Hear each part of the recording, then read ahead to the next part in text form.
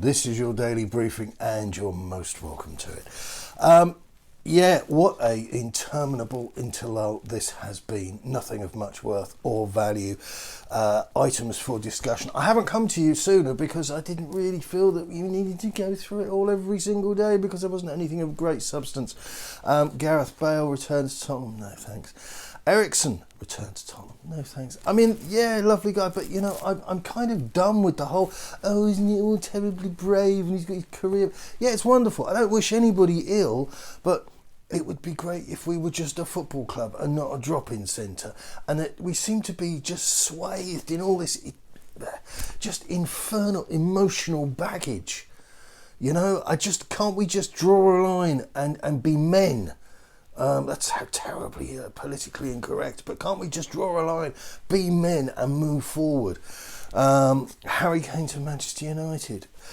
Good of the Athletic to help try and fill the void with a specious piece of tat of a rumour. And then we get this business, because the rumour's designed for people of a reading age of about 10, we get this business, they're going to throw in Anthony Martial and a tease maid, you know, to sweeten the deal.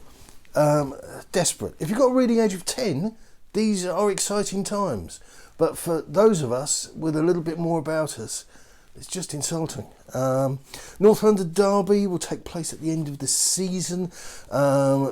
Terribly exciting, and I have to tell you, there was a sourness about me because I don't like this end of the season, the final furlongs. Where will we get top four? But, you know, can we be? We're not good enough. I can't look beyond the dog chasing cars analogy as far as Spurs are concerned.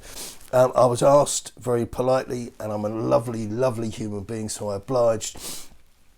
Did a piece this morning about, you know, thoughts on our opportunity. Will we be, you know, involved in European football next season? And I simply made the point that you look at Paratici, and we've got Romero, absolutely an improvement. We've got Kulusevski, possibly an improvement. And we've got Bentancur, again, absolutely, possibly an improvement.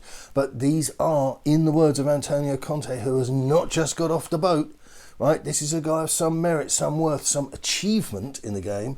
And he says they're prospects. And I agree with him, they're prospects.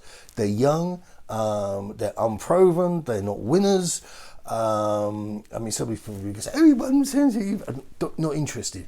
I just like I said, I just want a line drawn, and can we just try and approach things in a bit more of a sort of intellectual manner and a bit more sort of just, you know, I don't know. Is it me? Am I horrible? Am I terribly demanding?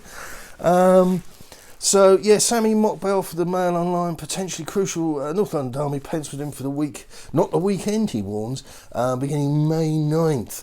Dates still to be confirmed by the Premier League. Both clubs told that's the direction of travel. Well, they've run out of places to squeeze it in, so it's probably going to come at the end. And this is, again, sourness. But we're now at the stage where we've got 7 or 8 games, I can't remember, that are left to go. And we're dependent on the outcomes of other matches in order to, you know, how our fate will pan out. And it's just so substandard. It just isn't good enough. You know, £1 billion stadium. Tickets that cost hundreds of pounds. We're top of the pops. We won awards for architecture and all this rubbish. All this absolute specious rubbish. And, you know, you look at the football side of things, and it's just, you know, we're waiting for others to falter. And this, again, you know, Antonio Conte, here we are once more in a playground of the broken-hearted, a coach of some renown, reduced to the stakes of repeatedly talking about players who in the main have been on the books far too long and have never come close to winning anything, and Conte wants to talk about them improving. No laughing at the back. That's the message of this season. We got it from Nuno, and we got it from Mourinho. Didn't have it in him to go through the pantomime. We got it from Nuno, we got it from Conte, you know, looking to improve. Some people, yeah, they hit their level.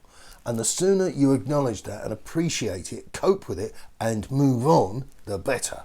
But, you know, you can't polish into a diamond. It doesn't work like that. And no clearer, simpler message than that bit situation with Eric Dyer re-entering the England squad, being presented to you, being advertised to you as something that's credible. If you think that's plausible, get in touch, because I can get you in on the ground floor of a business that have discovered oil in the Pennines. And, I'm prepared to get some shares your way. Tottenham Hotspur Football Club has been shortlisted in the Football Business Awards. I think that was my brain playing tricks there, because this has got nothing to do with football. They're in the category of sustainability. Yeah, you guessed it. Sums us up. We held the world's first net zero carbon football match. Massive asterisks, massive terms and conditions apply. Massive waste of everybody's time. We were beaten soundly 3-0 by Chelsea. But in a boss-eyed world where football comes first, but in a boss-eyed world where football comes second and frequently third or fourth, who cares? Harry Kane stat padding his little socks off, deteriorating, diverting into European football now, international football, apologies. Harry Maguire got booed. That's a big thing by people who pay his wages via broadcast subscriptions, tickets and merch sales. The bastards.